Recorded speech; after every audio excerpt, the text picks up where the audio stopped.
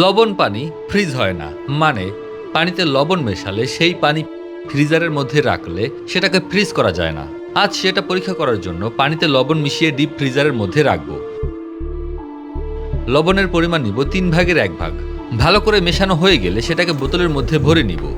আমরা জানি নর্মাল পানির ফ্রিজিং পয়েন্ট 0°C, আর সাগরের পানির ফ্রিজিং পয়েন্ট -1.8°C।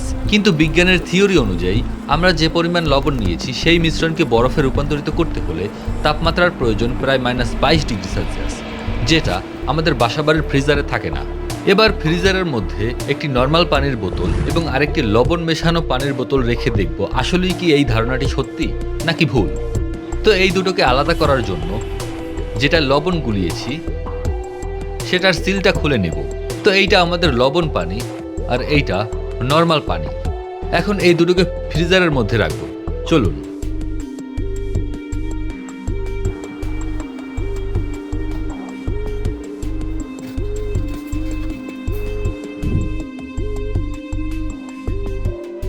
এখন আমরা একদিন অপেক্ষা করব। The next day. তো প্রায় একদিন পূর্ণ হলো। এবার আমাদের ফ্রিজে গিয়ে দেখব যে বোতল দুটোর কি অবস্থা। চলুন।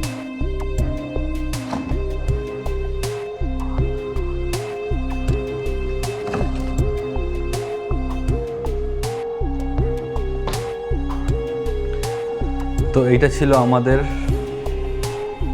নর্মাল পানি, দেখুন একদম রক হার্ড।